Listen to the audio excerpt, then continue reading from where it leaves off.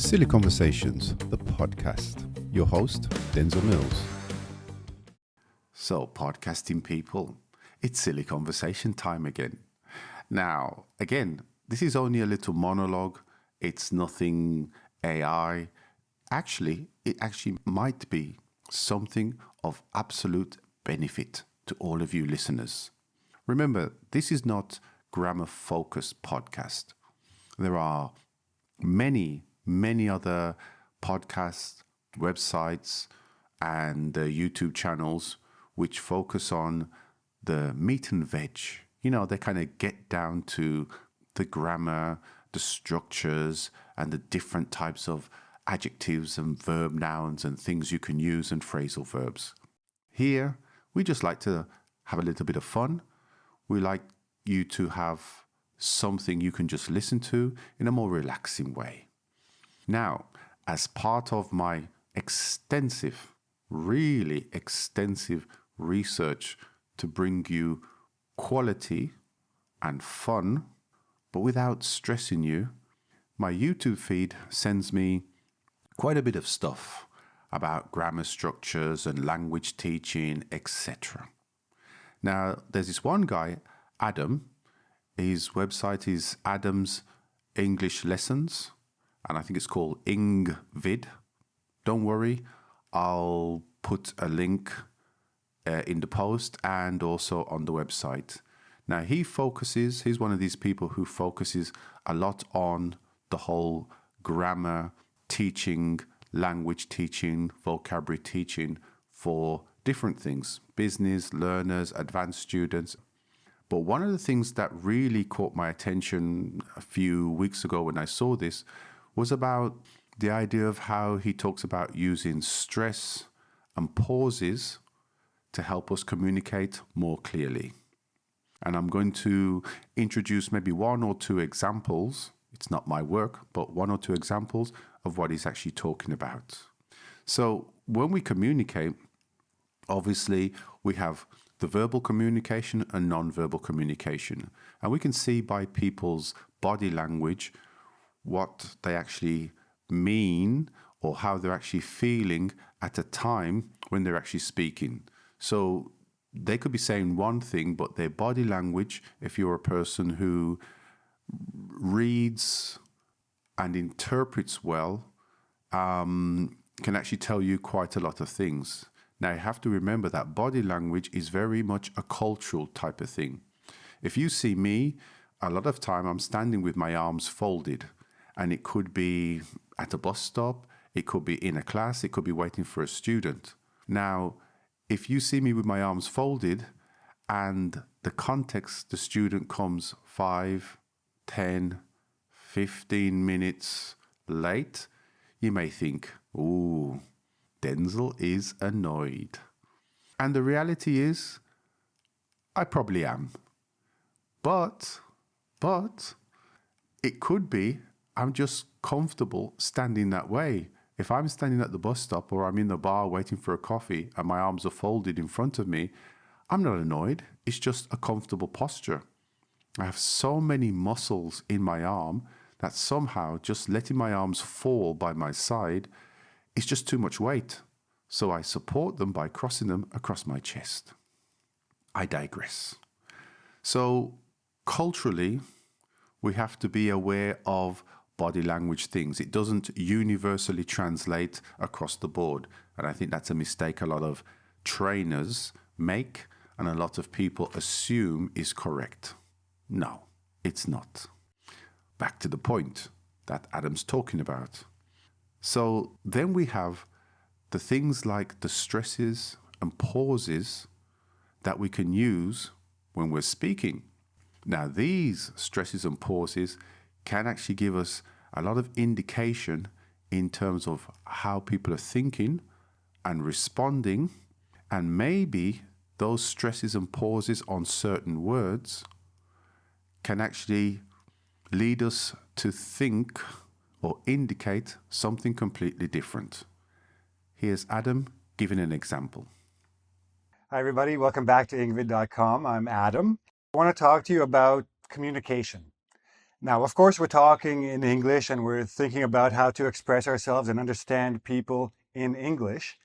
But what I want to stress in specific today are stresses and pauses when we're speaking. Because when we speak, a lot of the things we say are communicated without even using words. They're communicating by stressing certain words or taking certain pauses that give a hint or a cue or a signal to the listener that we are meaning something else. So it's very important to understand how the stresses and pauses work in terms of the ideas that they represent. So I'm going to give you a couple of examples. Look at this sentence. I wouldn't say it's his fault. I wouldn't say it's his fault, but. So if I say it very neutrally, without stressing any particular word or any part of the clause, it doesn't really say much. But if I stress different words, each time I use a different stress, it's a different meaning. So if I say, I wouldn't say it's his fault, somebody else might say it, right? So if I stress the word I, that's what you have to focus on and understand that it's not me who's saying this. Somebody else, or I'm hinting at somebody else. Now, I said, here's Adam. We're not friends. I don't even know this guy. I think he's a Canadian. But that's one example. And in his video, which is only about, I think it's about 10 minutes long, he gives some examples and then gives some demonstrations of how to do that. And I think if we're talking about how to have that inflection in our voice, have that movement in our voice, and also, especially if you want to tell a joke or show your interest, I think it's important that we try to learn this. Now, it's very easy to say, Denzel, of course, I have all the opportunity to practice this because I'm always in an English-speaking environment. I understand perfectly, not everybody's in an English-speaking environment. I would say 98% of listeners here are not in an English-speaking environment. But those 98% who are taking classes, who have some kind of communication processes in English, whether it's work or whether it's friends, I would say try to find a moment and practice. Now, obviously, if you're trying to negotiate a multi-million-pound deal, you're not going to say, come on, give us the money. I know you've got the money. I know you want to give me the money. So please, give us the money. You're not going to negotiate or get the money that way. Well, you never know. I've never tried it because I've never had to negotiate for multi-million-pound deals. I've probably negotiated for £10 once, but never multi-million-pound deals.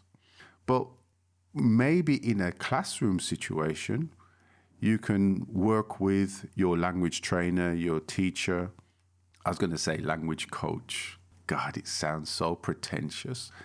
You could work with your language teacher or your trainer and take a part of the class, 5 minutes, 10 minutes, just to practice certain things. Maybe sarcasm, maybe stressing certain things to change the meaning, like passing the responsibility or passing doubt or presenting a question in form in the tone and the way you actually say certain things, using stresses and pauses. Now, another thing I want you to notice is the 3 dots here.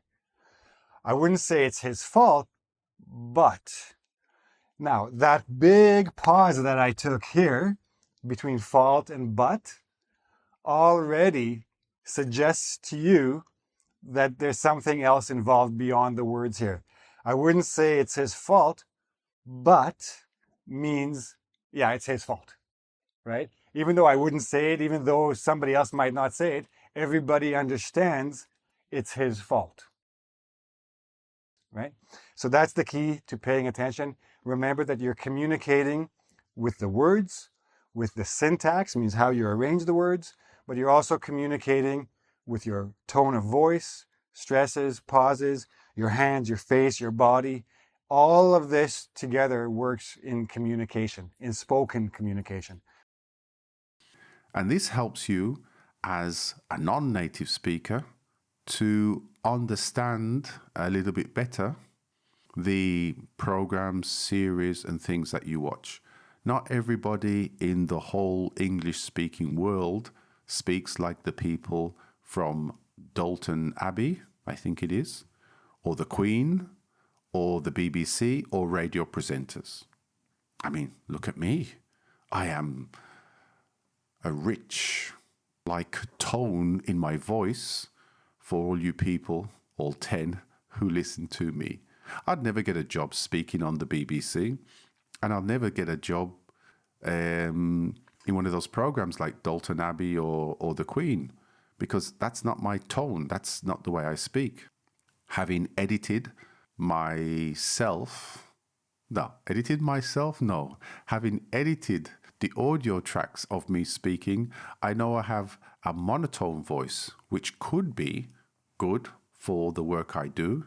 It could be good for people listening. I'm not too sure. But it's not, I don't think my voice is very expressive. If I'm tired, I sound like this. If I'm annoyed, I sound like this. If I've won €1 billion on the Euro Million, I sound like this. If I've just hit my hand with a hammer, I sound like this. What I'm trying to say is, I sound like this. There's no change in my voice. And I think a lot of us who work in the profession, we have a good standard which people can relate to and connect to. But when people go to listen to their series or podcasts and these kind of things, that's when they have more of a difficulty and a difference. So I would encourage you to, it sounds like a politician, yeah? I will encourage you, my friends. I would encourage you to listen or watch Adam's YouTube channel in general, because he does have some very good, interesting things, and he explains very well. I think he's a Canadian. And specifically this one about speak English naturally using stress and pauses to communicate more clearly. That's the actual title, and I got it right first time. From my side, well, hopefully you continue to support the podcast. There will be some interviews coming up soon, just arranging them and then needing to record them. And then obviously my ideas and thoughts. Now, people, if you didn't listen to the previous one about the New Year's resolutions and why motivation is not sufficient to actually change habits, please listen to that. And specifically, the English burger. Yes, eat your way to English proficiency. Talking about proficiency, I've got another little chat about this proficiency level because, you know, people are a bit crazy and think, okay, I have to have C2. And I'll talk a little bit about that language level proficiency qualifications, maybe in the next one. Just to help me out a little bit, if you're a listener, subscribe. If you're not a listener, subscribe. And check out the YouTube channel, Adam's YouTube channel. And on the website, I'll put some written text up about it, but it's not going to be the same. But anyway, it's some text to back up. Yeah, you see the way I just threw that phrasal verb in there, to back up what I'm talking about at the moment. This is your friendly, charming, and super fantastic monotone podcaster, Denzel. Silly Conversations. See ya. The voices and the names have been changed in this podcast to protect the wicked. For any grammar, information, or correction, please ask someone else, not me.